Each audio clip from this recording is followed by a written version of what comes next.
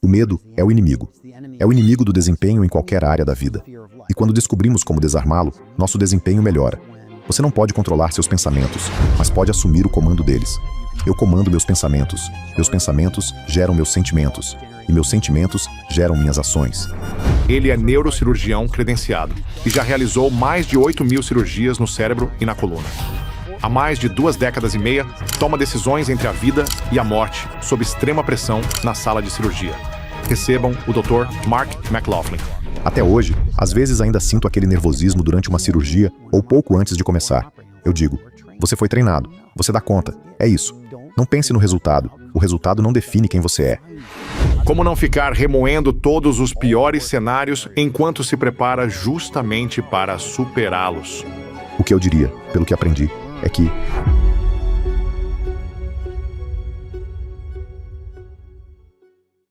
você passou mais de 25 anos como neurocirurgião, fazendo cortes em que um único milímetro podia significar a diferença entre a vida e a morte. E já disse que o medo não é o inimigo, mas ignorar o medo é. O que a sala de cirurgia lhe ensinou sobre o medo nesses últimos 25 anos que a maioria das pessoas entende errado? o principal que aprendi sobre o medo é que ele exerce uma força corrosiva em nossa vida. No começo, tive professores que diziam coisas como: medo demais paralisa, mas medo de menos faz você agir sem pensar. Só que percebi que o medo é corrosivo e sempre prejudica nosso desempenho. Podemos pensar no desempenho como o seu potencial menos as interferências, e essas interferências podem ser pensamentos dispersos ou preocupações com o futuro. É exatamente isso que é o medo. O medo é a expectativa de algo que talvez aconteça no futuro e que, caso aconteça, fará você sentir algo que não quer sentir. Portanto, se você conseguir... É a expectativa de uma sensação desconfortável no futuro.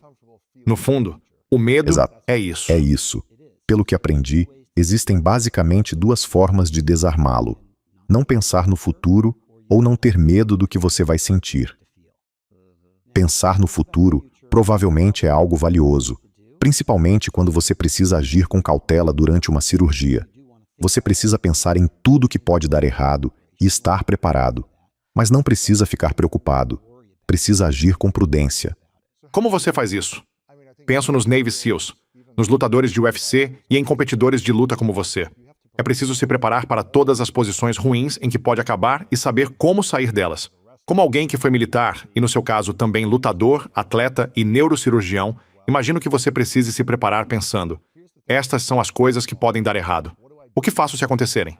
É isso mesmo? Sim, exatamente. Como você reconhece que existem milhões de coisas que podem dar errado sem cair naquele ciclo de certo, mas e se isso der errado e eu não conseguir resolver? Pode ser uma questão de vida ou morte. Posso perder a competição ou passar vergonha e ser humilhado em uma situação social. Como não ficar remoendo todos os piores cenários enquanto se prepara justamente para superá-los? O que eu diria, pelo que aprendi, Anders Ericsson dizia que são necessárias 10.000 horas para se tornar especialista em alguma coisa. Para se tornar neurocirurgião, são necessárias 50.000 horas. E, ao longo da minha carreira, passei outras 50.000 horas praticando.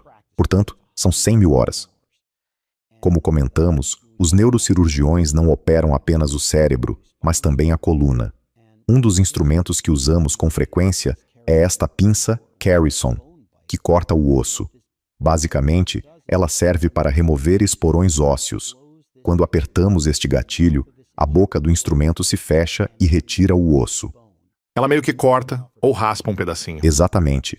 Ela raspa o osso para abrir espaço em um canal onde um nervo está comprimido, liberando-o e aliviando a dor. Sempre que você fecha esse instrumento, precisa observar as bordas e garantir que está fechando sobre o esporão ósseo, não sobre o nervo. Provavelmente já fechei esse instrumento 2 milhões de vezes durante a minha carreira. E toda vez que faço um corte, preciso estar concentrado naquele corte, não no anterior nem no seguinte. Você nunca pode agir com displicência. Se você agir com displicência, pode causar uma tragédia. É o que digo quando falo com os cadetes de West Point. Se agir com displicência em serviço, alguém pode virar uma vítima. Portanto, concentre-se no que está acontecendo agora. Sobre o que pode dar errado, sim. Antes da cirurgia, eu repasso mentalmente os possíveis problemas e meus planos. Quais são as etapas que preciso seguir? Se um vaso estiver sangrando e eu não conseguir controlar o sangramento, qual será o próximo passo? Primeiro, tento estancar o sangue e faço compressão. Peço bolsas de sangue. Talvez chame mais alguém para me ajudar, com outro olhar e mais um par de mãos. Uma coisa depois outra. Tenho uma sequência definida em mente. Se um nervo parecer danificado, o que vou fazer? Posso tentar repará-lo? Posso suturá-lo? Tudo isso precisa estar na minha mente antes da cirurgia. Mas no segundo em que ela começa, fico concentrado no próximo passo, seja qual for. O próximo passo, o próximo e o próximo. Nada do que veio antes, nada do que virá depois. Mas e quando alguma coisa dá errado? Quando não acontece conforme o planejado? Sei lá, um vaso sanguíneo. Ou você atinge um nervo por acidente. Alguma coisa pode sair errada. Claro. Como se concentrar no próximo passo depois de cometer um erro ou quando algo sai do controle durante uma cirurgia? Claro. E como alguém pode aplicar isso à própria vida? No primeiro instante em que você percebe que algo deu errado ou que cometeu um erro, precisa rejeitar sua primeira reação. Eu falo disso num protocolo chamado IRIS, no meu livro. Você precisa rejeitar o primeiro impulso, porque quase sempre ele vem da autopreservação. Você precisa rejeitar esse pensamento inicial. No livro, conto sobre uma vez em que eu estava introduzindo um endoscópio por uma abertura no cérebro de uma criança e tivemos um sangramento intenso. O sangue estava saindo pelo crânio ou... Estava saindo pelo endoscópio que eu coloquei. Ah, você colocou um endoscópio para enxergar lá dentro. Exatamente. E o sangue começou a sair. Qual foi minha primeira reação? Tirar o endoscópio, certo? Isso seria a pior coisa possível. Você precisa mantê-lo ali para que o sangue saia da cabeça e não fique lá dentro, danificando estruturas saudáveis. Interessante. A primeira coisa é rejeitar seu impulso inicial, porque ele quase sempre vem da autopreservação. Dá vontade de tirar e colocar uma gaze por cima e estancar o sangue? Exatamente. Interessante. Você mantém um endoscópio lá. Você mantém. Para fazer Sim. isso, você perfura o topo da cabeça, certo? Correto, sim. Que loucura. Você introduz o endoscópio primeiro pelo topo? Depende do tipo de cirurgia. Às vezes fazemos tudo apenas com o endoscópio. Você consegue ver o que está acontecendo e operar por dentro daquele tubo, usando o próprio endoscópio. Voltando à sua pergunta, você identifica o que está acontecendo, rejeita a reação imediata e avalia quais outras opções tem para controlar a situação. Quais recursos você tem ao redor? Você precisa dizer, certo, estou com um sangramento muito intenso. Tragam sangue para a sala agora. Anestesia. Estamos perdendo sangue. Precisamos controlar a pressão. Chamem meu colega para entrar aqui e me ajudar a resolver isso. Depois, você avalia quais são as outras alternativas e tenta estabilizar a situação da forma que puder, para conseguir pensar no que fazer em seguida. Você já fez mais de 1000 cirurgias no cérebro, mas contando também as cirurgias de coluna, foram mais de 8.000 no total, certo? Sim. Na sua opinião, qual é mais difícil? Operar o cérebro ou a coluna? Depende muito da sua área de especialização. Com o passar dos anos, você descobre quais procedimentos está mais preparado para realizar e passa a se concentrar neles. Se aparecer um tipo de tumor que eu não costumo operar, não vou fazer aquela cirurgia. Eu encaminho para outro profissional. Mas quando uma pessoa tem uma dor facial muito forte causada por neuralgia do trigêmeo, uma síndrome que provoca dores intensas, como pontadas na bochecha ou na mandíbula, essa é uma cirurgia para a qual fui treinado em Pittsburgh. Eu me sinto muito confortável fazendo esse procedimento e ofereço a cirurgia ao paciente. É realmente uma questão de avaliação. Sim. Ao longo da carreira, você percebe que existe um certo grupo de cirurgias que faz regularmente e passa a se dedicar a elas. As demais, você encaminha para outros profissionais. Quando aparece algo incomum, você encaminha para outros médicos. E no seu caso, você diria que essa é a sua especialidade? Tratar esse tipo de dor no rosto? Isso mesmo. Isso está ligado a algum nervo da coluna? Na verdade, está ligado a um nervo no cérebro. Quando esse nervo sai do cérebro, geralmente um vaso sanguíneo encosta nele, causa uma irritação e faz o nervo disparar. Interessante. A cirurgia para corrigir a neuralgia do trigêmeo é feita pela parte de trás da cabeça. Nós vamos até onde está o nervo, afastamos o vaso sanguíneo e colocamos uma proteção entre o vaso e o nervo para mantê-los separados. Esse procedimento se chama Sério? descompressão microvascular. Você abre um buraco na parte de trás da cabeça no crânio. É isso? Isso mesmo. Este é, na verdade, um exemplo mais ou menos do tamanho da abertura que fazemos. Levamos um microscópio, entramos entre o osso do crânio e a superfície do cérebro, afastamos o cérebro delicadamente, chegamos até o nervo, liberamos o vaso sanguíneo e depois saímos e fechamos. Uau! É isso. Você também estudou filosofia na faculdade. O que estudar filosofia e trabalhar como neurocirurgião, duas coisas distantes? Lhe ensinaram sobre a vida? Muita coisa. Eu sempre soube que queria ser médico. Desde os 5 anos de idade. Eu era o médico da piscina. Quando alguém batia o dedão, eu aparecia com um curativo. Limpava arranhões e essas coisas. Sempre soube que queria ser médico, mas quando entrei na faculdade, não quis seguir apenas o caminho tradicional de preparação para a medicina. Eu queria ter uma formação mais ligada às ciências humanas. Por isso, escolhi filosofia e gostei de verdade. Acho que ela criou na minha mente uma forma de pensar mais analítica. Por que fazemos essas coisas? Quais padrões você observa ao longo da carreira?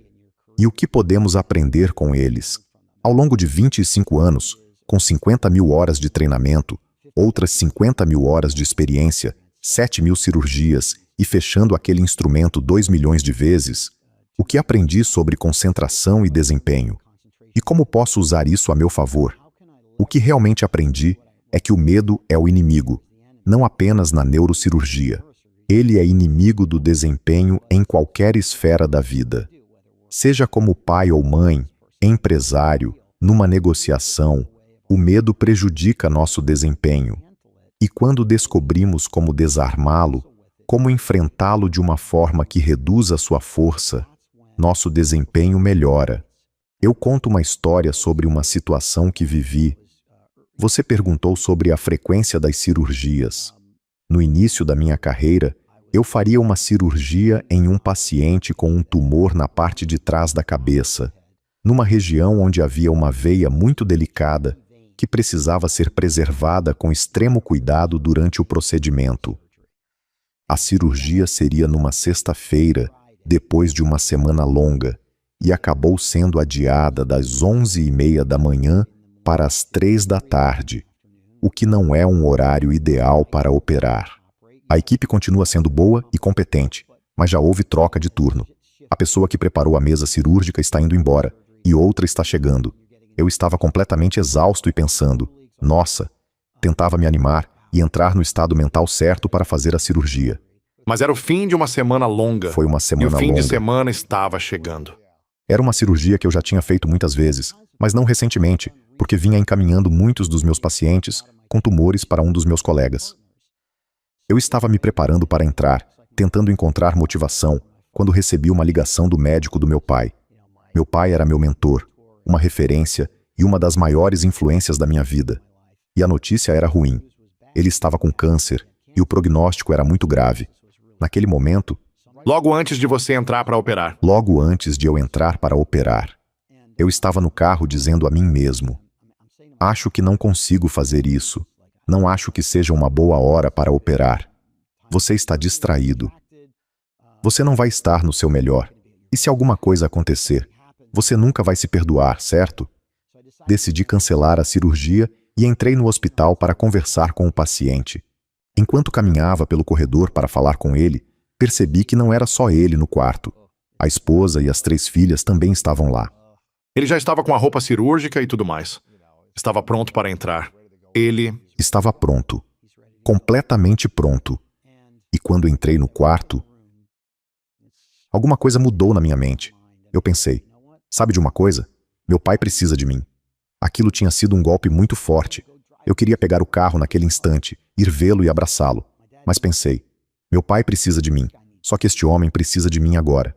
O que meu pai gostaria que eu fizesse? Nossa! Pensei que ele adorava poesia. E um dos poemas que sempre amei é If, de Rudyard Kipling. Se és capaz de encarar o triunfo e o desastre e tratar da mesma forma esses 2 impostores, eu disse, sabe de uma coisa? Vou dedicar esta cirurgia ao meu pai. Caramba! Vou fazer isso por ele. Apertei a mão do paciente, levei-o para a cirurgia e fiz o que precisava ser feito naquele momento. Depois, conversei com meu coach e disse, nossa, tudo isso aconteceu e eu encontrei coragem. Ele respondeu, não encontrou. Eu disse, encontrei sim. Pensei naquele poema e ele me deu coragem. Ele respondeu novamente, não, e disse, são apenas palavras. Elas não fazem nada por si mesmas. São palavras escritas num pedaço de papel. Ele disse: "O que você fez foi se lembrar de quem você é. Você desarmou o medo ao se lembrar de quem é, e passou a amar ainda mais seu pai, seu paciente e o seu trabalho. E quando você ama o que está fazendo, alcança o seu melhor." Uau! Foi isso que percebi. O medo interfere. Quando desarmo o medo, amo ainda mais o que faço e alcanço o meu melhor. Eu adorei isso, porque você desviou sua atenção daquilo que estava dando errado na sua vida, do que estava acontecendo com seu pai, do que poderia dar errado e do fato de estar exausto. Você pensou: como posso demonstrar amor pelo meu pai? Como posso ajudar melhor meu paciente? E como posso recuperar a paixão pelo meu trabalho? Foi isso que entendi. Mas como não deixar que a preocupação volte? Tudo bem, mas e se alguma coisa der errado? Como você elimina isso? Ou talvez nem elimine. Como você lida com essa preocupação ou esse medo de pensar: ainda não estou no meu melhor. Talvez eu ainda não esteja emocionalmente inteiro ou esteja um pouco abalado. É o fim da semana. Como você supera esse pensamento? Claro, o que aprendi é que você não consegue controlar seus pensamentos. Eles sempre vão continuar surgindo na sua mente, mas você pode assumir o comando deles. Eu comando meus pensamentos. Meus pensamentos geram meus sentimentos. E meus sentimentos geram minhas ações. Por isso, presto atenção quando ouço aquela voz. E até hoje, às vezes ainda sinto aquele nervosismo durante uma cirurgia ou antes de começar. Aí digo: espere, calma. Eu conheço você. Já ouvi essa voz antes. Já ouvi isso. Certo, se alguma coisa der errado, quando acontecer, eu vou resolver. Você foi treinado. Você dá conta. É isso. Não pense no resultado. O resultado não define quem você é. Eu aprendi essa lição. Levei 16 anos na neurocirurgia para aprender que vou chegar ao trabalho, Sério? fazer o meu dever, e haverá resultados desejáveis e resultados indesejáveis. Faz parte da profissão que escolhi. Você precisa aceitar isso. Bem no início da minha carreira, passei por uma experiência. Fui chamado ao pronto-socorro menos de um mês depois de começar no meu primeiro emprego para atender um paciente que estava tetraplégico. Ele tinha dado um mergulho numa piscina e quebrado o pescoço. Isso tinha acabado de acontecer, certo? Ele não era tetraplégico havia muito tempo. Não, tinha acabado de ficar E ele tetraplégico. estava no hospital. Exatamente. A equipe de emergência o levou para o hospital. Eu o encontrei no pronto-socorro. Ele não conseguia mexer os braços nem as pernas. Nós o levamos às pressas para a sala de cirurgia.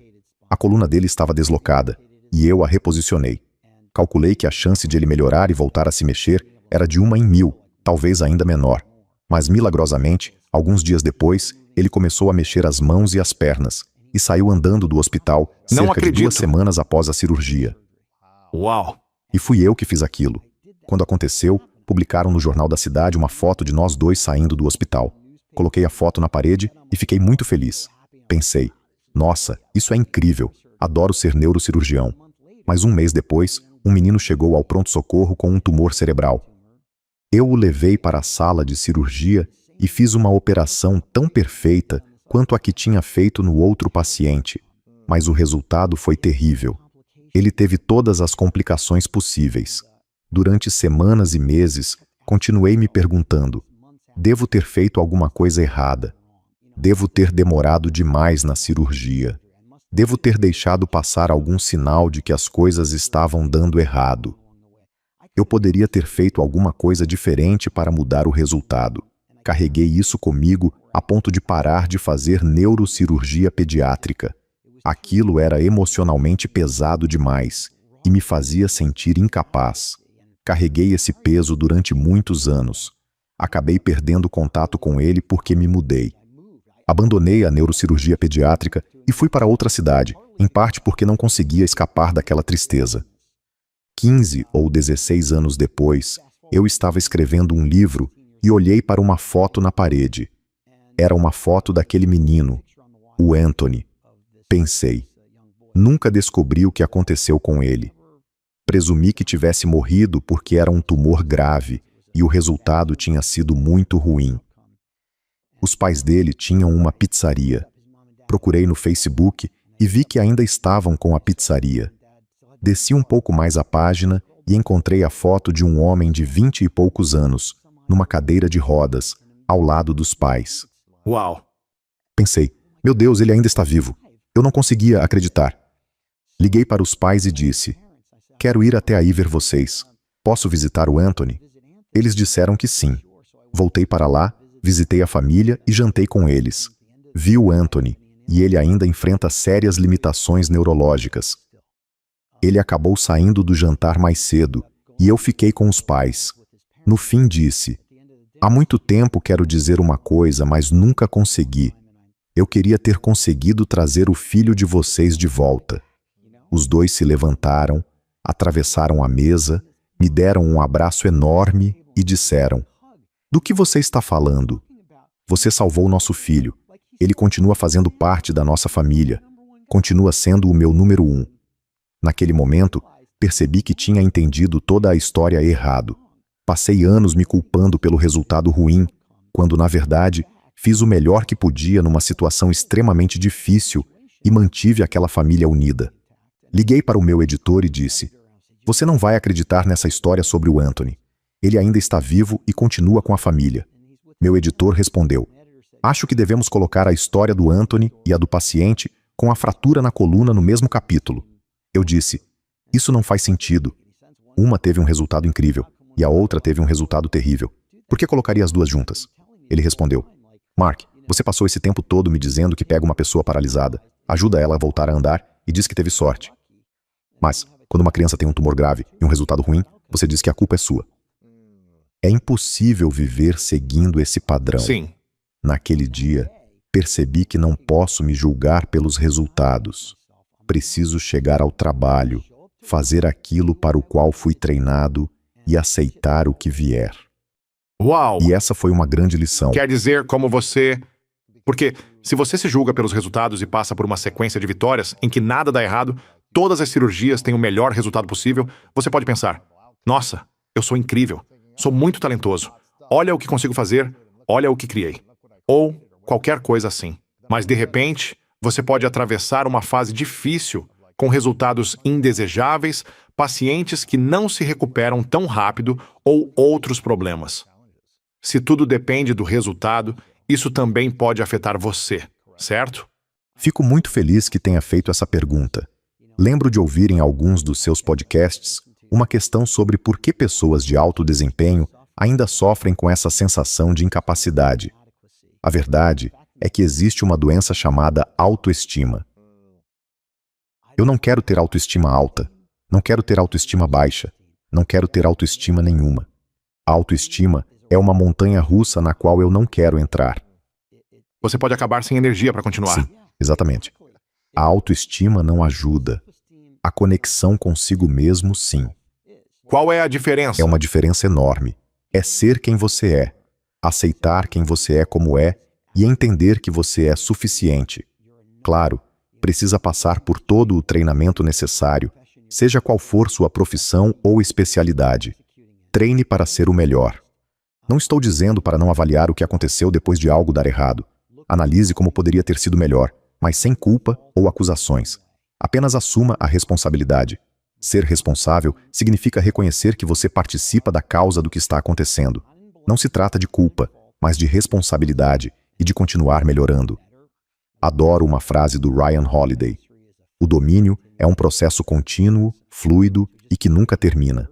Continue melhorando, sempre, sem se punir dizendo: eu deveria ter sabido. Isso é apenas culpa disfarçada de autoajuda. É claro que, olhando para o passado, você poderia ter feito tudo melhor, porque hoje sabe mais do que sabia naquela época. Por isso, acho essa afirmação inútil. Voltando ao assunto, acho que o segredo de um desempenho excelente, do seu melhor desempenho, é se conectar consigo mesmo. Não entrar numa cirurgia dizendo: sou um ótimo cirurgião, vou fazer um trabalho incrível. Porque isso não dura.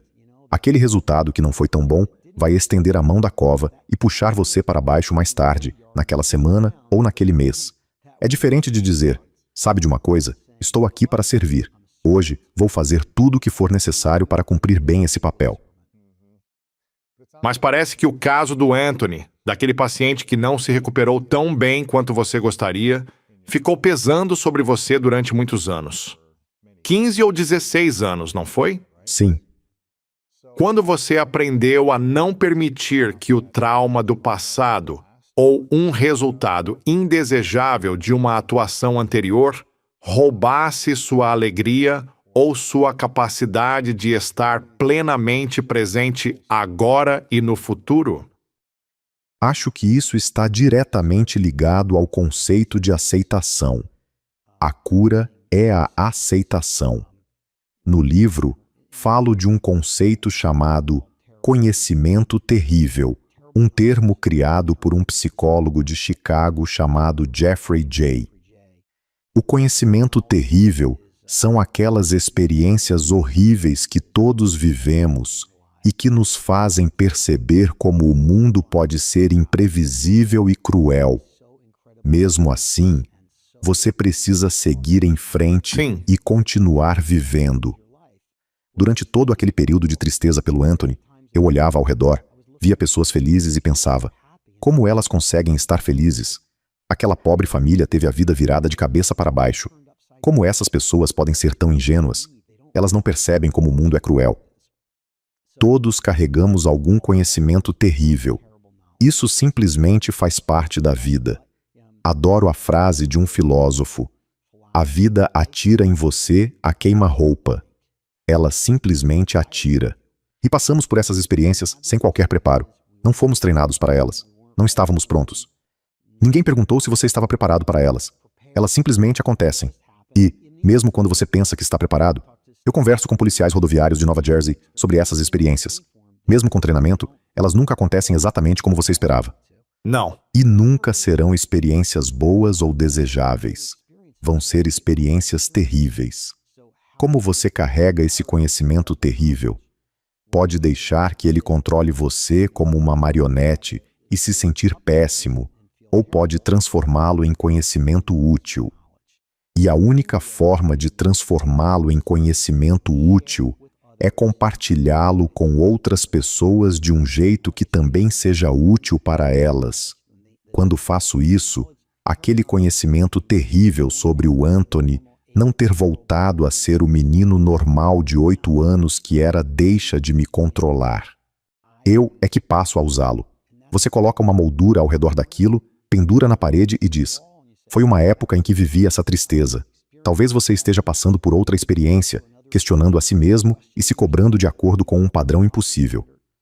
Talvez a minha história lhe dê outra perspectiva e faça você perceber que as coisas são o que são, e não o que não são. Isso é aceitação. Certo.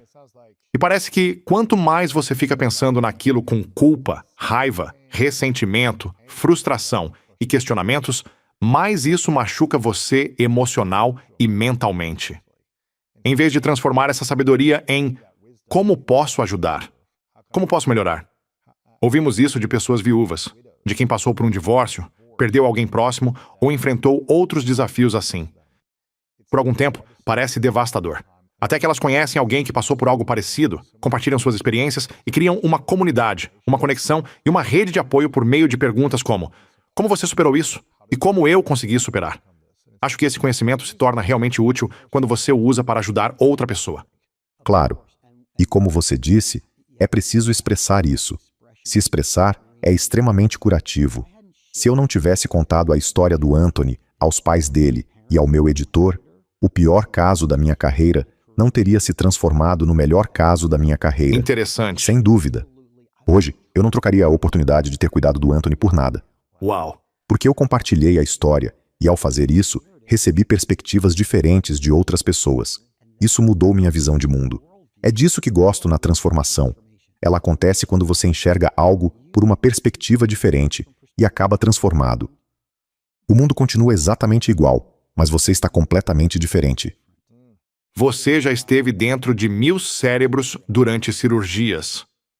O que trabalhar como neurocirurgião, operar 1000 cérebros e também estudar o corpo e o comportamento humano lhe ensinou sobre pensamentos, sentimentos e ações? Acho que tudo começa na linguagem. Nós subestimamos o poder da nossa linguagem e das palavras que escolhemos. Antes, eu dizia que me preocupava com a possibilidade de algo ruim acontecer durante uma cirurgia. Troquei essa palavra por prudência. Quero ser prudente. Quero saber onde está aquele vaso, o que fazer caso ele se rompa e como vou repará-lo. Outra questão. Eu tenho sorte ou sou grato? Digo aos cadetes de West Point. Alguns de vocês diriam, tenho sorte de estar aqui. Para mim, isso desvaloriza tudo que fizeram para chegar até aqui. Claro, existe um pouco de sorte. Tivemos sorte na loteria genética de nascer e viver nos Estados Unidos, mas é preciso fazer muita coisa para entrar em West Point. Acho que gratidão é uma palavra melhor. Gratidão. E algo é difícil ou desafiador?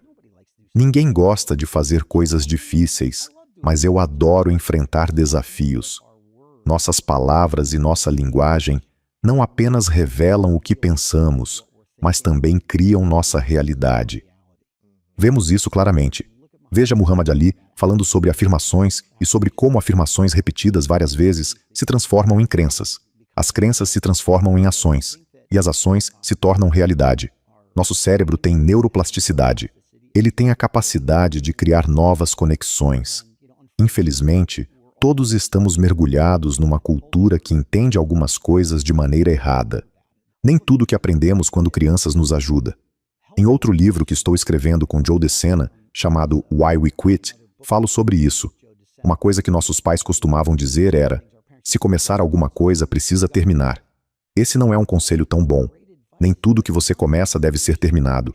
Existem muitas coisas que devem ser abandonadas imediatamente.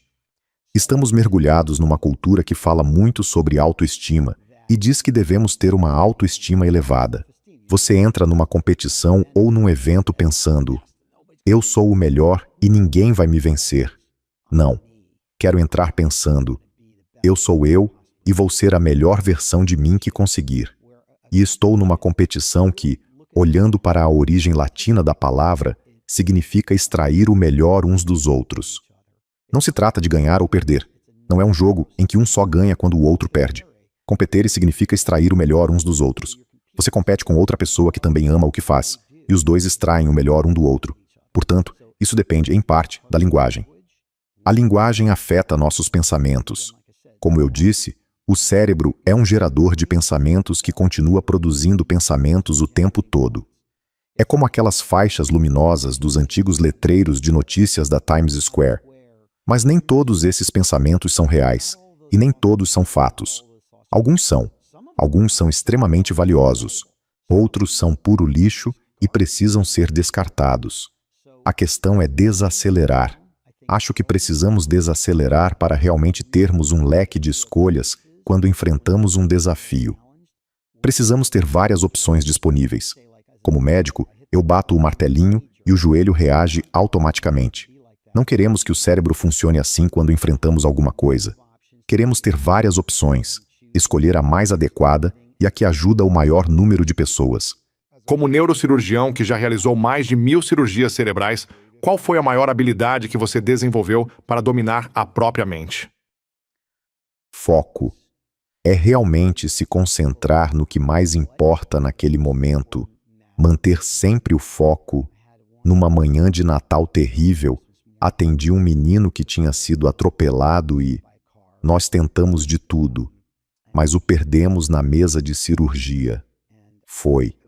Até hoje isso ainda me abala muito. E eu pensei, o que eu posso fazer? Chamo esses momentos de está tudo perdido. Todos passamos por isso na vida, quando algo é objetivamente terrível e também nos afeta de forma terrível. E pensei, o que posso fazer? Posso dar essa notícia à família da melhor maneira possível, no ambiente certo, com as pessoas certas ao redor, com o líder religioso deles, com enfermeiros, no lugar adequado e da maneira correta. É a única coisa que posso fazer hoje para melhorar um pouco a forma como essa situação é vivida. Sim. E é assim que você vive a vida. É um desafio constante. Às vezes, estamos em estado de fluxo. Outras vezes, estamos numa fase que chamo de calmaria antes da tempestade, quando algo bom acontece. Mas existe também um lado que não é tão bom. Você recebe uma promoção, mas seu novo chefe é tóxico. Isso é o que chamo de calmaria antes da tempestade. Está tudo perdido. É quando, por exemplo, você recebe um diagnóstico de câncer e precisa parar de trabalhar para cuidar da saúde. E existe também um momento de desenvolver uma nova habilidade, quando você perde o emprego, mas ganha a oportunidade de escrever o livro que sempre quis. Estamos sempre circulando entre o estado de fluxo e todas essas outras fases. Essa é a jornada heróica da vida. O que aprendi nas cirurgias foi a me concentrar em onde estou e no próximo passo que pode servir ao meu propósito de vida. Eu aprendi desde muito cedo que estou aqui para servir. Por isso, quando passo por uma experiência terrível, penso: o que posso fazer para tornar o mundo um pouco melhor? Nos seus estudos, quanto você estudou a mente em comparação com a matéria física dentro do cérebro? Uau! Bem, ninguém jamais me fez essa pergunta.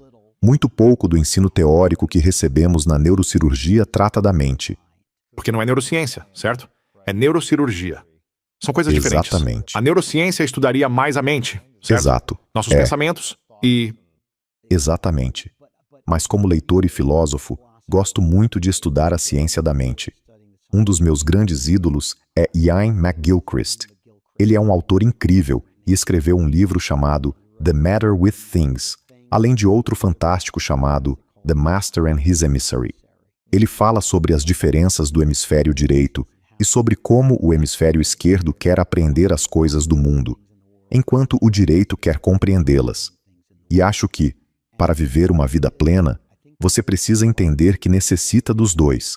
Precisa aprender algumas coisas e compreender outras. Sim. Quanto o cérebro influencia a mente em comparação com o quanto a mente influencia o cérebro? Bom, eu acho que o cérebro possui todo o maquinário necessário para fazer o que a mente pedir. Sério? Sim. O cérebro possui mecanismos para desenvolver hábitos, certo? Possui mecanismos para sentir emoções. Possui mecanismos para detectar perigos de formas que você nem percebe. Você pode, de fato, sentir o cheiro do perigo, e a maioria das pessoas não sabe disso. Existe um cheiro associado ao perigo, provocado pelos feromônios de alguém mal intencionado que passa perto de você na rua. Existe algo ali que nem percebemos conscientemente. O cérebro cria esse mecanismo para que você sinta. Você percebe o cheiro. Exatamente. E isso dispara algo como medo, perigo, uma sensação de que há algo errado. Exatamente. E você interpreta isso por meio de um sentimento. E o quê? Sim. Isso envia um sinal pelo sistema imunológico, pelo sistema nervoso? Como funciona? Bom, é o sistema límbico, que inclui a amígdala, o hipocampo e as regiões do cérebro que funcionam como o seu sistema de alarme. Mas às vezes, isso vai para o estômago, aperta o peito ou provoca outras sensações no corpo, certo? Sim. Acontece toda uma descarga neuroadrenérgica, uma tempestade química no corpo, que prepara você para lutar, fugir ou paralisar. Precisamos entender que muitas vezes isso não ajuda, seja numa reunião importante ou quando alguém nos confronta. Mesmo quando dizem, o medo é bom se um urso estiver perseguindo você, minha resposta é, não, o medo não é bom. Você precisa lembrar, se for pardo, deite no chão. Se for preto, em frente. Você precisa pensar, quanto mais medo sentir, menos conseguirá raciocinar. Precisa se concentrar ainda mais. Exatamente. Acho que o cérebro tem todo o maquinário necessário para a mente fazer praticamente o que quiser. E estamos apenas começando a descobrir do que a mente é capaz. Estamos vendo... Antes, acreditávamos que o cérebro não se desenvolvia com a idade e que apenas perdíamos células. Mas o número de conexões pode continuar aumentando cada vez mais, dependendo do que fazemos e do que pensamos. Sério? Sim. E até aprender novas habilidades cria novas proteínas no cérebro e muda a forma como os neurotransmissores. Então é claro que a mente consegue, de certa forma, orientar o desenvolvimento do cérebro. Existe uma estrutura básica, mas a mente pode estimular o crescimento cerebral. Você já estudou seu próprio cérebro? Não, Isso seria interessante. Escanear seu cérebro. nunca fiz. Interessante. Fico pensando se existe algum registro de um neurocirurgião que tenha escaneado o próprio cérebro a cada 5 anos e acompanhado a própria evolução. Queria saber como seria isso, mas... Ótima pergunta. Curiosamente, o cérebro do Einstein era pequeno, menor que a média. Sério? Sim, Como é que ele era tão inteligente? provavelmente porque tinha conexões incríveis. Provavelmente. Bom, ele também estava sempre aprendendo. Então não é o tamanho do cérebro que faz alguém mais inteligente, e sim o quanto ele é usado. É isso? Isso. E as conexões também. Como eu disse, existem 90 bilhões de neurônios no cérebro, mas cerca de 100 trilhões de conexões. E você pode aumentar essas conexões. Qual é a diferença entre um neurônio e uma conexão no cérebro? O neurônio é, basicamente, uma célula que transmite impulsos e se comunica com outras células. Já as conexões são justamente o que pode aumentar. Nossa, fala de novo. São 90 bilhões de Neurônios. E 100 trilhões de conexões. Meu Deus. O cérebro. Acho que a gente conhece só 1% do que ele realmente é. Deve existir tanta coisa sobre o cérebro que a gente ainda não sabe. Me corrija se eu estiver errado. Com todos esses neurônios e conexões, parece que daria para estudar o cérebro a vida inteira e ainda assim não entender tudo. É o órgão mais complexo do universo. E eu tenho o privilégio de operar nele. Uau! Operar justamente no lugar onde o medo vive. É por isso que gosto de desmontá-lo. Já aconteceu de você estar numa cirurgia cerebral e pensar: estou seguindo todos os protocolos. Estou fazendo tudo o que aprendi na faculdade e usando toda a experiência que acumulei em 25 anos de cirurgias. Mas, sinceramente, não sei o que fazer agora. Não sei se isso vai dar certo. E numa hora dessas, a intuição assume o controle? Ou você simplesmente pensa: esse parece ser o próximo passo mais lógico? Já aconteceu algo assim com você? Sim, na verdade, tive um momento transformador. Acho que uns 4 anos depois de começar minha carreira. Eu estava operando um senhor que chegou ao hospital com confusão mental e muito sonolento. Os exames mostravam um pequeno cisto no centro do cérebro dele, bloqueando a passagem do líquido. Levei o paciente para a sala de cirurgia, posicionei o microscópio e usei uns instrumentos chamados retratores. São como abaixadores de língua metálicos que afastam o tecido cerebral para alcançar o cisto. Aproximei o microscópio e fui descendo. Cheguei exatamente onde o cisto deveria estar. E não havia cisto. Não acredito. Não estava. Como assim? No exame aparecia o cisto, mas quando você abriu, ele não estava lá? Não havia cisto. Dou um passo para trás. Estou operando no paciente certo?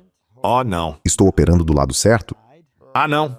E você não quer, ficar mexendo dentro do cérebro? Não. Isso não é Isso bom. definitivamente não é bem Deus. visto. Não. Aí eu parei. Olhei o exame de novo. Será que esse cisto podia ter desaparecido? Não. O exame tinha sido feito 2 dias antes. Estávamos operando o paciente certo. Estávamos do lado certo da cabeça. Certo? Aí eu liguei para um dos meus colegas mais experientes. Falei: você pode vir me ajudar? E ele respondeu: não posso. Não estou disponível. Não. Então ele poxa, eu não tenho 20 anos de experiência. Só 4. Aí eu disse: tudo bem. Vamos com calma. Engraçado que contei essa história para o Sanjay Gupta, e ele disse que faz isso com frequência. Tirei os retratores, dei um passo para trás e falei: certo, vamos bem devagar. Este é o Ed, que tem um cisto no cérebro. Este é o couro cabeludo dele. Este é o crânio. Esta é a dura mater, a membrana que reveste o cérebro. Este é o córtex. Certo, vou colocar os retratores de novo.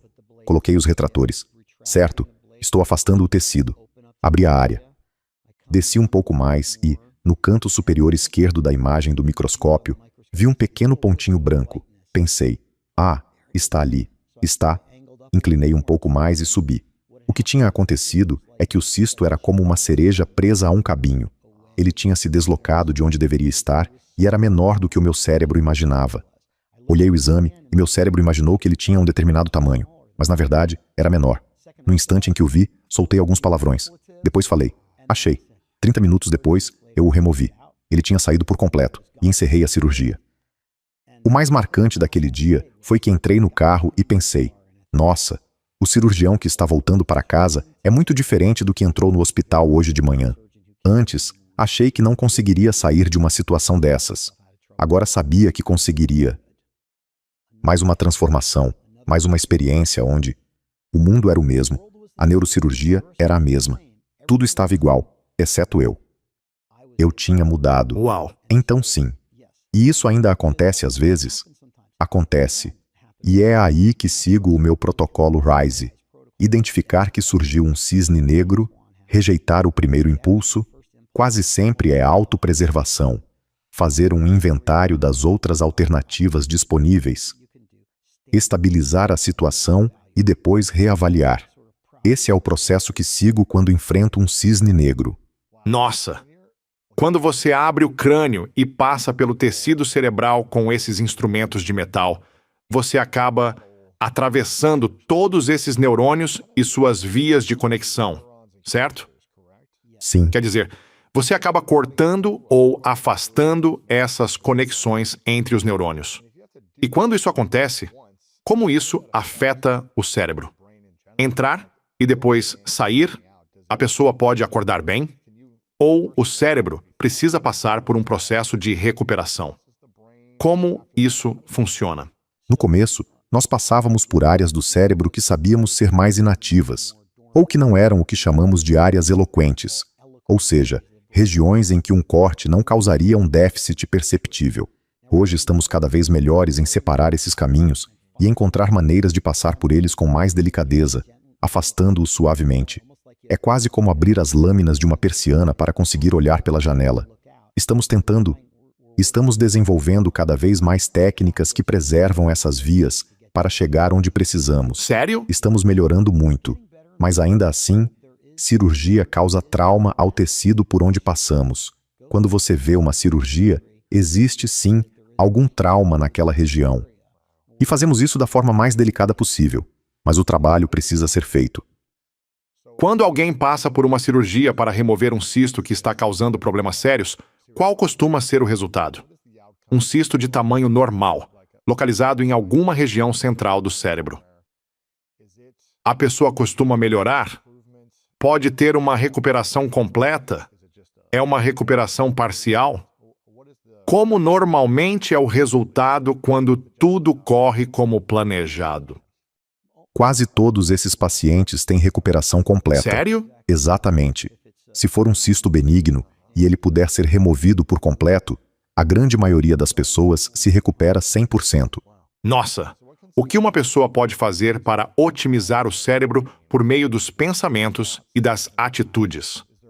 Existe alguma forma de prevenir traumas no cérebro pela maneira como pensamos, agimos e sentimos? Eu começaria dizendo que precisamos parar de maltratar o nosso cérebro. Certo? Existem muitas formas de maltratar o nosso cérebro. Álcool, cigarro, não tomar os remédios para a pressão, não cuidar da saúde bucal, deixar de manter uma rotina saudável de exercícios para manter o sangue circulando, alimentação ruim. Tudo isso agride o nosso sistema nervoso. E podemos usar capacete ao esquiar, usar capacete ao andar de bicicleta, evitar esportes que causam lesões cerebrais e pancadas na cabeça durante a prática esportiva. Tudo isso melhora muito a saúde do cérebro. São atitudes que qualquer pessoa pode adotar. Que outras coisas saudáveis a pessoa pode fazer? Bom, com certeza, exercício é ótimo. O exercício fortalece os ossos, aumenta a massa muscular, melhora o fluxo de sangue para o cérebro. E, claro, nos deixa mais estimulados. Ajuda a aprender.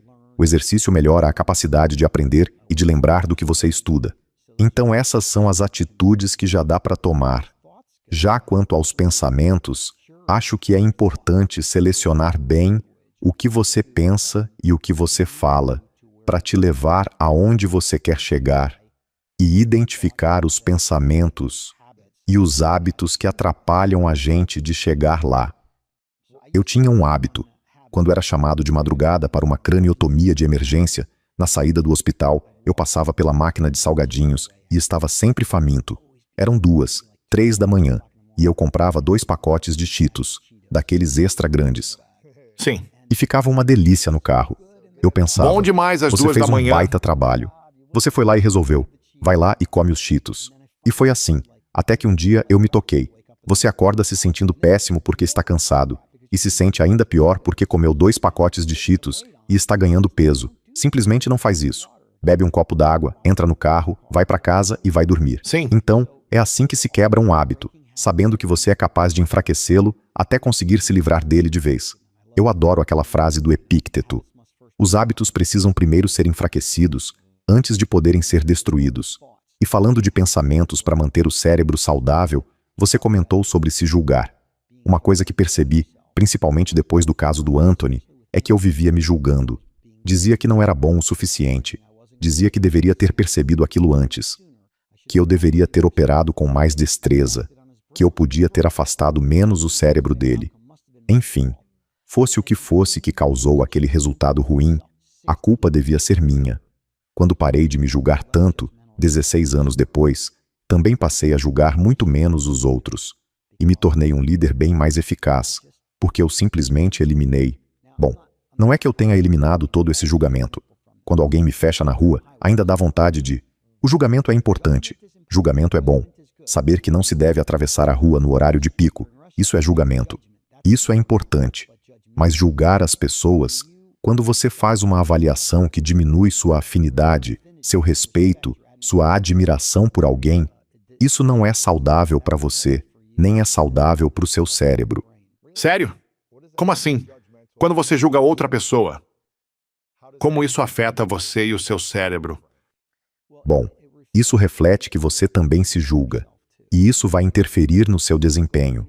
Porque julgar é basicamente Uau. pensar no que os outros vão achar, no que os outros vão dizer. É isso que é julgamento. Então isso atrapalha o seu desempenho. Se você quer ter um desempenho melhor, elimine o julgamento o máximo que puder. Mas e se alguém na sua vida, no trabalho, ou em qualquer lugar dentro da sua esfera de influência estiver agindo sem integridade, fazendo algo ilegal, prejudicial, agindo de um jeito simplesmente errado? Como agir sem julgar quando há tanta coisa para julgar? E você me deu um presente. Suas citações favoritas. Tem uma do Albert Einstein que diz: "O mundo não será destruído pelos que fazem o mal, mas por aqueles que assistem sem fazer nada." Então, como a gente garante que está agindo e tendo coragem de dizer que o que essa pessoa, ela é um valentão, está fazendo algo ilegal, prejudicial, errado, que machuca os outros, sem julgá-la, mas também sem simplesmente ficar assistindo sem fazer nada? De forma alguma, estou dizendo que você não deve agir quando vê algo errado, mas acho importante dar à pessoa o benefício da dúvida e entender que, na cabeça dela, ela está fazendo o melhor que consegue. Existe um motivo para agir assim. Ninguém faz o mal achando que está fazendo o mal. Por alguma razão, ela acredita que aquilo é o certo. Então, intervenha e mostre a ela, do seu ponto de vista, o que está errado e por quê. Mas não de forma crítica. Faça isso dizendo: "Deixa eu te mostrar uma maneira melhor de fazer isso." E isso leva a outra frase, do Marco Aurélio: "Se alguém me despreza, que despreze. Eu ainda vou tratá-lo com bondade e gentileza e mostrar onde ele errou. Não para parecer superior, nem para bancar o dono da razão, mas para dizer: estamos todos no mesmo universo. Deixa eu explicar de onde vem essa visão." Sim. E claro, as pessoas continuam sendo responsáveis pelos próprios atos, principalmente quando estão prejudicando alguém. Mas não há necessidade de agir com julgamento. Uma das coisas sobre as quais já conversamos algumas vezes é o medo. No seu livro você também fala disso. Você divide o medo em 4 tipos usando um modelo chamado FEAR. Pode explicar quais são esses 4 quadrantes e como podemos entendê-los para que as pessoas saibam superar o medo também? Claro, uma das ideias em que estamos completamente imersos é que a nossa situação atual é menos desejável do que a futura. Estamos sempre caminhando de um presente menos desejável para um futuro mais desejável. E, nesse caminho, acontecem eventos na nossa vida. Eu chamo esses eventos de PERES, PHERES. São acontecimentos inesperados que surgem no nosso caminho. Dou o exemplo de um estudante de medicina que quer se tornar médico.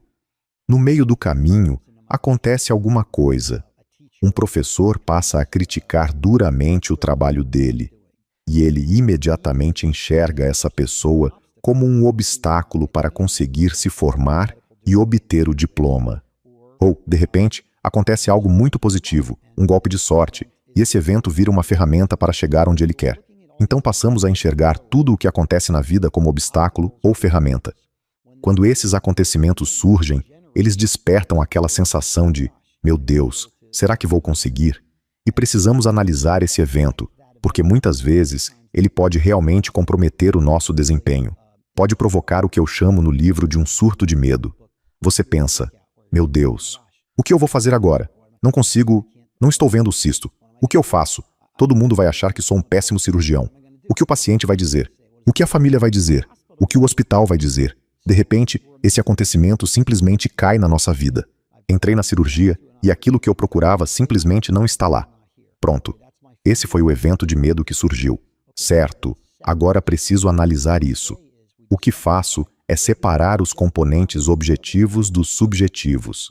Dá até para colocar isso num gráfico de eixos x e y, como no plano cartesiano. No eixo ix fica a parte objetiva. Isso é objetivamente positivo ou objetivamente negativo. No eixo y fica a parte subjetiva. Subjetivamente, isso me aproxima do meu objetivo de vida ou me afasta dele.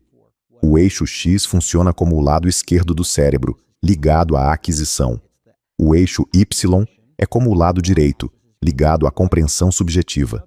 Então, quando um evento acontece, precisamos nos perguntar: isso é uma ferramenta ou um obstáculo? É positivo ou negativo, tanto objetiva quanto subjetivamente? Por exemplo, ganhei um aumento. Financeiramente, isso é positivo. Mas meu chefe é um problema sério. Acho que não consigo mais trabalhar aqui. Isso é subjetivamente negativo. Isso me coloca no quadrante inferior do plano cartesiano. Esse é o momento de calma antes da tempestade. Alguma coisa vai acontecer, certo? Ou eu falo sobre um paciente que tinha uma dor intensa no rosto. Foi uma das primeiras vezes em que fiz toda a cirurgia sozinho durante o treinamento. Tivemos que fazer uma incisão atrás da orelha, abrir um orifício no crânio do tamanho de uma moeda, afastar o cérebro, chegar até o nervo que causava a dor, afastar um vaso sanguíneo desse nervo e colocar uma proteção entre eles. Essa cirurgia se chama descompressão microvascular. Ela alivia a dor, cura o paciente. E durante o treinamento, fiz toda a cirurgia sozinho, com meu professor apenas observando. Nossa. Foi uma experiência de fluxo, porque objetivamente eu estava mostrando ao meu chefe que era competente e, subjetivamente, aquilo me aproximava do meu objetivo. Esse é o quadrante do fluxo. Abaixo dele fica a calma antes da tempestade.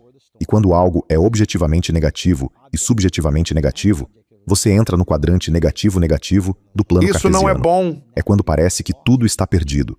E o nascimento de uma nova habilidade acontece quando, objetivamente, no eixo X, algo é ruim do ponto de vista material, como perder o emprego e deixar de receber salário. Mas, subjetivamente, isso é positivo porque você ganha tempo para criar. Estamos o tempo todo passando por esses quadrantes na vida. É a jornada do herói de que Joseph Campbell fala. O ideal é ficarmos cada vez melhores em sair desses quadrantes, porque aprender a analisá-los e dividi-los em partes é o primeiro passo para desmontar o medo. E quando desmontamos o medo, o que acontece? O amor aparece. Algumas pessoas dizem que é a coragem. Eu digo que é o amor. Se você perguntar a um soldado condecorado com a medalha de honra do Congresso por que ele correu morro acima, debaixo de tiros de metralhadora, para eliminar o inimigo que estava atirando, ele não responde, porque acredito na liberdade. Ele responde, porque ele estava matando os meus amigos. Ok. É por isso que eles fazem isso. Isso é amor. Nossa. É um ato de amor. É nisso que eu acredito. Se queremos dar o nosso melhor, precisamos desmontar o medo. Quando o medo desaparece, o amor aparece. E é aí que damos o nosso melhor. E qual você acha que é o maior erro, ou o erro mais comum relacionado ao medo, que você vê em pessoas de alta performance? A doença da autoestima. Acho que, quando você observa pessoas de altíssimo desempenho, aquelas que entregam resultados de forma consistente, elas não têm autoestima, nem alta, nem baixa. Simplesmente não têm. Como alguém pode aprender a lidar com autoestima e identidade própria? Porque você quer ter uma identidade positiva, acreditar que é suficiente, que é capaz de estar nos ambientes certos e entregar resultados, mas sem deixar a autoestima subir demais. Na sua visão, qual é a diferença entre autoestima e identidade? Autoestima é julgamento. Você se coloca acima ou abaixo dos outros. Já a identidade é quando tiramos as máscaras que fingimos usar e dizemos: este sou eu. Eu adoro aquela música do Bryan Adams, Here I Am, do filme Spirit, o Corcel Indomável. Eu escuto essa música quando estou treinando. Este sou eu. Aqui estou eu. Quando dizemos, este sou eu, É quando estamos no nosso melhor. Sim. Como a gente constrói essa identidade em vez de tentar construir autoestima? Como alguém aprende a se aceitar quando está sem dinheiro, emocionalmente destruído, sem um relacionamento, sem habilidades, depois de cometer muitos erros? Como acreditar em si mesmo depois de tanta luta, tantas perdas e sem estar vivendo uma fase de vitórias? Essa é uma pergunta difícil. Eu adoro o livro O Alquimista, do Paulo Coelho. Ótimo livro. A essência da mensagem do livro é que você precisa descobrir a sua lenda pessoal e segui-la de todo o coração. Quando faz isso, o universo conspira a seu favor e coisas que você jamais imaginaria começam a acontecer. Para essa pessoa de quem você está falando, eu diria que provavelmente existem hábitos que precisam ser analisados e desmontados. Provavelmente também existem estratégias pouco saudáveis para lidar com os problemas. Eu diria para sentar com uma folha de papel e escrever quem você é e quem você não é, ou quem você não quer ser. Depois, viva de acordo com isso. Comece a viver isso um momento de cada vez. Tenho um grande painel de papelão na porta do meu escritório com uma lista de tudo o que eu sou e de tudo o que eu não quero ser. Prestativo, valentão. Útil, arrogante. Eu reconheço que todas essas características que eu não desejo existem, em alguma medida, dentro de mim. Talvez eu nunca consiga eliminá-las completamente, mas não é isso que eu quero ser. Então eu Está escolhendo as escolho outras coisas. Sim. e seguir um passo de cada vez. Não é como pilotar uma lancha. É como manobrar um transatlântico. Sim. Você precisa ir devagar. Aqui no The School of Greatness, falamos muito sobre uma das maiores barreiras que impedem as pessoas de avançar: o medo da opinião dos outros. É por isso que muita gente nunca corre atrás dos próprios sonhos, nunca começa a escrever um livro ou nunca convida alguém para sair, porque fica com medo do que os outros vão pensar. Como o medo da opinião dos outros é um dos maiores medos que a maioria das pessoas tem, o que 25 anos de neurocirurgia ensinaram a você sobre deixar de se preocupar com o que os outros pensam, especialmente quando há tanto em jogo? Minha resposta é: se você quer parar de se preocupar com a opinião dos outros, comece abrindo mão das suas próprias opiniões sobre eles. Tem outra frase do Epícteto que eu gosto muito. O que os outros pensam de mim não é da minha conta. Acho que, à medida que deixamos de julgar os outros e abrimos mão das nossas opiniões sobre eles, também deixamos de julgar a nós mesmos. Acho que esse é o caminho para a grandeza. Não é fácil. Ainda não cheguei lá. Espero ser um aluno avançado e um praticante imperfeito. Mas acredito que esse é o caminho para a grandeza. Muita gente acredita que habilidades são construídas pela repetição, mas já ouvi você dizer que elas são construídas sob pressão. Qual é a diferença? E por que isso importa? Acho que habilidades realmente são desenvolvidas por meio da repetição deliberada. Quanto à pressão, aprendi muita coisa desde que escrevi este livro. Hoje eu provavelmente diria que pressão é algo que precisamos eliminar da nossa vida. Porque pressão é pensar no que os outros vão achar ou dizer. Se eu fosse reescrever este livro, e pretendo fazer isso enquanto trabalho em outro chamado Why We Quit, diria que a pressão provavelmente não é o caminho mais produtivo. Agora, fazer simulações daquilo que você vai enfrentar, isso ajuda muito. Se você vai participar de um debate, por exemplo, ir até o lugar onde ele vai acontecer, imaginar as pessoas presentes, tudo isso é muito útil. Na hora de ensinar uma habilidade, se você conseguir reproduzir o ambiente real, melhor ainda. É interessante. Quando treinamos na sala de luta da Universidade de Princeton, às vezes o treinador coloca o som de uma multidão bem alto para que os atletas sintam como é competir diante de um grande público. É como ensaiar o que pode acontecer. Exatamente. Eu diria que ensaiar de forma deliberada e repetidas vezes ajuda muito, mas ficar pensando na pressão não ajuda a melhorar. Como neurocirurgião, você sente pressão ou sente outra coisa antes de operar? De vez em quando ela aparece. Se vou operar uma celebridade ou alguém assim, nessas horas Você precisa reconhecer isso. Afinal, você não controla os pensamentos. Eles simplesmente aparecem. Mas você pode escolher o que fazer com eles. Então eu digo a mim mesmo: preciso operar essa pessoa como se fosse um relógio e como se fosse uma pessoa ao mesmo tempo. É uma pessoa e é um relógio. Agora faça o seu trabalho. Por que operar alguém como se fosse um relógio? O que isso significa? Porque a cirurgia é uma intervenção mecânica para corrigir um problema que aconteceu no corpo de alguém. Você precisa entrar, fazer o trabalho, abrir um canal para liberar um nervo, remover um disco herniado que está comprimindo um nervo ou retirar um tumor. Existe uma parte mecânica nisso. Nosso corpo funciona como uma máquina. Em muitos aspectos, é como um relógio. Tudo funciona de um jeito específico. Se você ficar envolvido demais pelas emoções, a mãe chorando antes da cirurgia, o paciente ser uma celebridade, uma criança, ou qualquer outra situação em que a vida da pessoa esteja em jogo, parece que você não consegue dar o seu melhor se ficar pensando nessas emoções ao mesmo tempo. Isso mesmo. É isso mesmo? Sim, exatamente isso. A emoção, tudo isso vem antes da incisão. Tem muita coisa, sabe? Muita conversa passando pela sua cabeça antes da incisão. Sim. Mas depois que você faz a incisão, é passo a passo, e você simplesmente faz o que precisa ser feito. Você ainda enxerga aquela pessoa como um ser humano, mas não existe cirurgia grande nem cirurgia pequena. Sério? Existe só a cirurgia. Mas como você consegue compartimentar assim?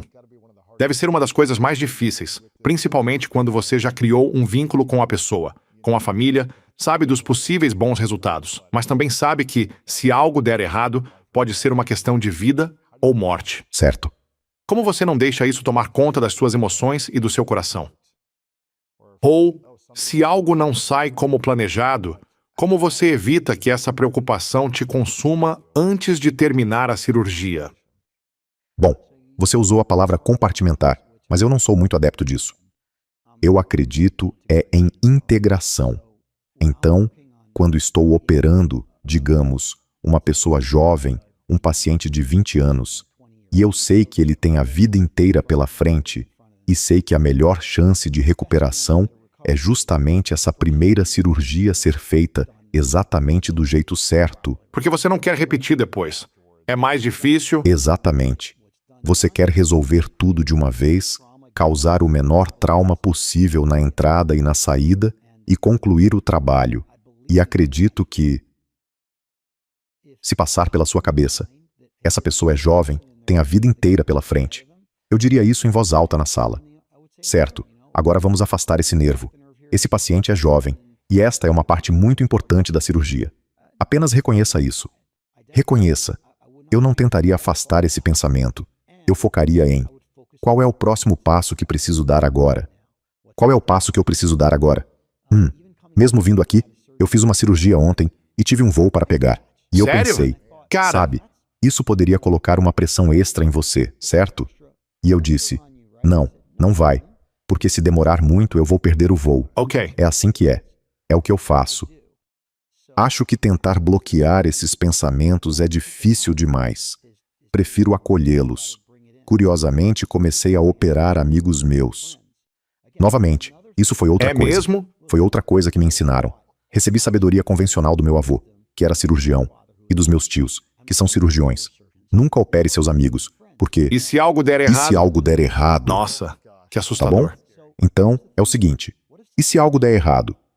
Mas quem é a pessoa que mais se importa com você e faria tudo o que fosse preciso para dar certo? Agora que estou ficando mais velho, muitos dos meus amigos desenvolveram problemas degenerativos na coluna e precisam de cirurgia. Quantos amigos você já operou? Provavelmente cerca de 10 ou 15. Sério? Isso só aconteceu recentemente. Oh, meu Deus. Mas meu coach me ajudou. Eu tenho um coach e ele me ajudou. Ele perguntou, disse algo como: espera um minuto, você não ama essa pessoa? E um deles era meu coach. Ele perguntou: você gosta desse coach? Eu disse: sim. Aí ele falou: e você consegue fazer essa cirurgia normal ou até melhor? Eu respondi: sem dúvida. Então ele disse: por que não faria? Você tem a obrigação moral de operar essa E pessoa. essa pessoa provavelmente vai se sentir muito mais segura nas suas mãos Exatamente. que nas mãos de um desconhecido. O que eu digo aos meus amigos é: quero que você saiba que, se quiser, eu opero você. Algumas pessoas não gostam dessa ideia. Não querem misturar Acham as que isso pode coisas. mudar a amizade. Mas descobri que funciona muito bem. Em alguns casos, a cirurgia não saiu exatamente como planejado, mas eu estava lá. Resolvi os problemas que surgiram durante a operação, corrigi o que precisava ser corrigido e eles ficaram bem. E, claro, depois da cirurgia é emocionalmente mais desgastante, porque eu realmente quero que eles melhorem. Entende? Que se recuperem. Durante a cirurgia, porém, treinei minha mente para não deixar isso interferir. Agora, o próximo nível, que eu ainda não alcancei, é operar familiares. Mas conheço médicos que fazem isso, e eles me dizem: olha, eu me importo com essa pessoa mais do que qualquer outra. Justamente por isso vou fazer um trabalho ainda melhor. Então acho que tudo depende da mentalidade. É uma questão de mentalidade. Uau! Isso é assustador. Isso é assustador. Mas acho que se você tivesse 30 anos de experiência, provavelmente pensaria: ah, sim, eu devo estar fazendo Sim. isso. E não é assustador, sabe? Sim, exatamente. Uau, isso é interessante. Tem um custo emocional maior antes da cirurgia. Como eu disse, é no antes que todos esses pensamentos aparecem, e no depois também. Mas durante a cirurgia, meu foco é apenas no que precisa ser feito. Nossa! Se alguém estiver assistindo ou ouvindo esta conversa agora e pudesse mudar apenas uma coisa nesta semana para melhorar a própria vida, o que você diria para essa pessoa fazer? Reconheça que o medo está em toda parte e assume muitas formas e muitos nomes. Dizer que você está desconfortável é medo. É um medo leve, mas ainda é medo. Dizer que está ansioso também é medo. Vivemos uma epidemia de ansiedade. E o que é ansiedade? É medo. Reconheça isso. O medo prejudica o seu desempenho, e a melhor forma de diminuí-lo é desmontá-lo. Pergunte a si mesmo: do que eu realmente tenho medo? No fim das contas, tudo se resume a imaginar algo no futuro e acreditar que vai sentir uma emoção que você não quer sentir. Por exemplo, minha cachorra está mancando, e isso me deixa triste porque ela adora correr. Aí começo a pensar: nossa, será que ela está chegando? E eu paro e digo: Mark, no que você está pensando? Você está imaginando algo que ainda vai acontecer. Um dia sua cachorra vai morrer. Você vai ter que tomar a decisão de sacrificá-la. É hoje? Não. Então quando vai ser? Eu não sei. Quando esse dia chegar, vou ficar triste. E tudo bem. Ninguém nunca morreu de tristeza. A tristeza vem, a gente sente, ela passa, e seguimos em frente. Ninguém nunca morreu de tristeza. Não tenha medo dela. Sim, Isso me ajuda. Claro que ainda me preocupa um pouco, porque me importo com ela. claro. Mas é assim que faço. Eu analiso o medo. Eu me pergunto: o que você está sentindo? Isso está acontecendo agora? Não.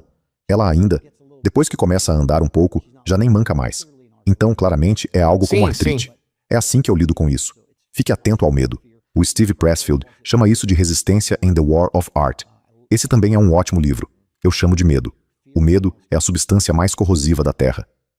Qual é a única coisa que você ainda não dominou, mas acredita que faria de você um ser humano melhor e um neurocirurgião melhor? Para mim, liderança. E liderança vem com responsabilidade. Se eu quero ser um líder melhor, preciso parar de fugir da responsabilidade.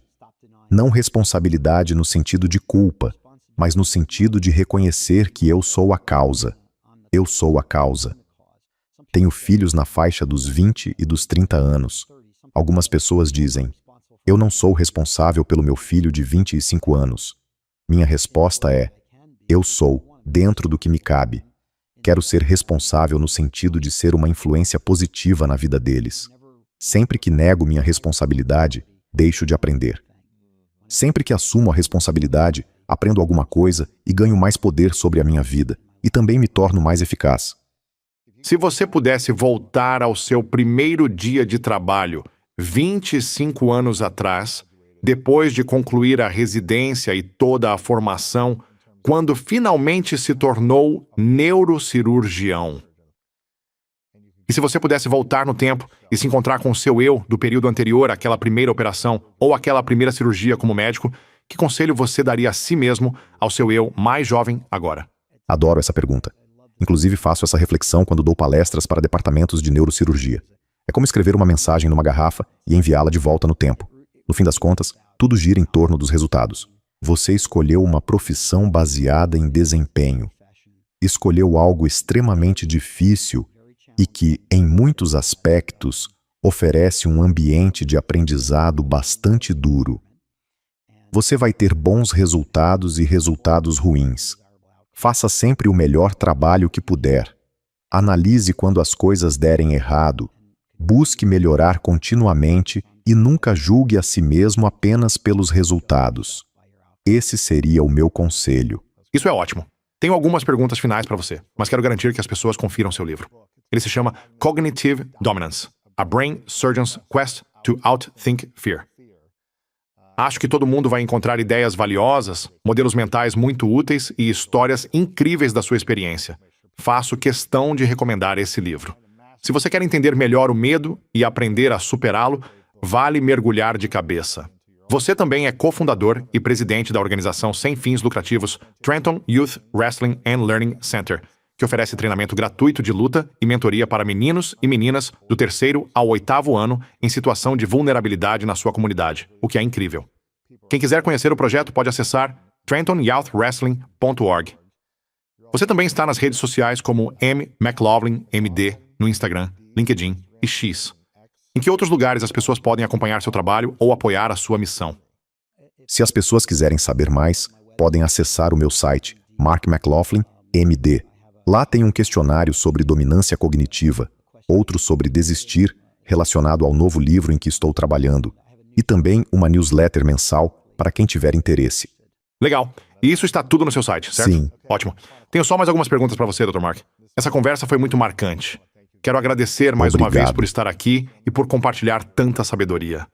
Também quero reconhecer o enorme coração que você tem. Trabalhar diretamente com seres humanos deve ser uma das coisas mais sagradas que alguém pode fazer. Ver o quanto você se importa com a cura das pessoas e em compartilhar esse conhecimento é um verdadeiro presente para o mundo. Sou muito grato por tudo o que você faz. Obrigado. É um privilégio. E estou muito feliz por poder levar essa mensagem para mais pessoas. Agora vou fazer a pergunta que faço a todos. Eu a chamo de as 3 verdades. Imagine, hipoteticamente, que você viva o tempo que quiser, consiga realizar tudo o que deseja nesta vida, mas, no seu último dia, bem lá no futuro, todo o seu trabalho desapareça com você. Os livros, os conteúdos, esta conversa, ninguém mais terá acesso a nada disso. Mas, antes de partir, você poderá deixar 3 lições para o mundo. Eu chamo isso de as 3 verdades. Quais seriam as suas? A primeira seria gratidão pelo passado. Se você gosta de onde está hoje, tudo o que viveu o trouxe até aqui. Então seja grato por isso. A segunda seria aceitação do presente. As coisas são como são. Não são como não são. E está tudo perfeito exatamente como é. E, por último, responsabilidade pelo futuro. Não no sentido de culpa ou de procurar culpados, mas entendendo que você é a causa, o criador e a fonte dos seus pensamentos, de quem você é e do que faz. Se você quer sentir menos medo, ser um líder melhor e viver com mais eficácia, pare de fugir da responsabilidade. Ótimas verdades. E a última pergunta, Dr. Mark. Qual é a sua definição de grandeza? Uma conexão humana autêntica e uma contribuição de cada vez. Mark, muito obrigado. Foi um prazer. Obrigado. Você é um homem inspirador. As pessoas que se comprometem de verdade com qualquer objetivo, e a palavra aqui é de verdade, têm a chance de descobrir o quão boas, ou até extraordinárias, podem ser em qualquer área. Se o seu objetivo é jogar handball, você precisa se comprometer de verdade. Se o seu objetivo é viver com alegria e